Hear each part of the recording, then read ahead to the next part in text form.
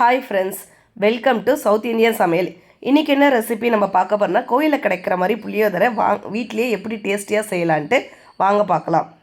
இதுக்கு நம்ம ஒரு 4 டேபிள் ஸ்பூன் அளவுக்கு வேர்க்கடலை எடுத்து நல்லா வறுத்து எடுத்துக்கணும்.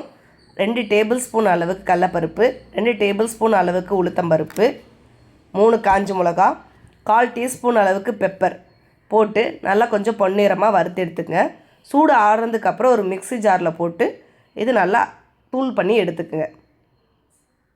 இப்போ ஒரு கடாயில் கொஞ்சம் எண்ணெய் ஊற்றிட்டு 1/4 டீஸ்பூன் அளவுக்கு கடுகு, 2 டேபிள் ஸ்பூன் அளவு கடலைப்பருப்பு, ஒரே ஒரு காஞ்ச மிளகா நல்லா கிள்ளி போட்டு லைட்டாக வதக்கி எடுத்துக்கணும்.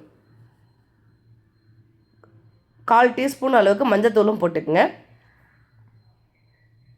அதுக்கப்புறம் நம்ம வறுத்து வச்சுருக்க வேர்க்கடலையும் கொஞ்சம் ஆட் பண்ணிக்கோங்க. ஆட் பண்ணி எல்லாமே சேர்த்து நல்லா வதக்கி விட்டுக்கணும். கொஞ்சமாக கருவேப்பிலை போட்டு நல்லா வதக்கிக்கலாம். இப்போது நம்ம ஊற வச்சுருக்க புளியை நல்லா கரைச்சி ஊற்றிக்குங்க. எந்த ஒரு திப்பி இல்லாமல் நல்லா கரைச்சி ஊற்றிக்குங்க. 1/2 டேபிள் ஸ்பூன் அளவுக்கு சால்ட்டும் ஒரு பிஞ்ச் பெருங்காயத்தூளும் போட்டு நல்லா கலந்து விட்டு எடுத்துக்கணும். இப்போ நல்லா கொதி வர அளவுக்கு நல்லா வெயிட் பண்ணணும். வந்ததுக்கப்புறம் இப்போ நம்ம அரைச்சி வச்சுருக்க தூளை 2 டேபிள் ஸ்பூன் அளவுக்கு சேர்த்துக்கிட்டு நல்லா கலந்து விட்டுக்குங்க.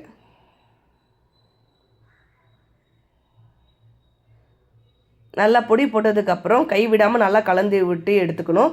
இல்லைனா நமக்கு கட்டி கட்டி அங்கங்கே நின்று போயிடும்.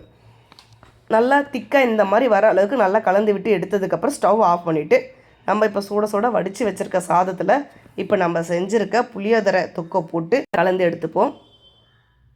அவ்வளோதான், நம்ம கோயிலில் கிடைக்கிற மாதிரி நல்லா டேஸ்டியான புளியோதரை வீட்டிலே சூப்பராக ரெடி ஆகிடுச்சு. உங்கள் வீட்டில் ட்ரை பண்ணி பார்த்துட்டு எப்படி வந்திருக்குன்னு எனக்கு கமெண்ட்ஸில் சொல்லுங்கள். தேங்க்ஸ் ஃபார் வாட்சிங்.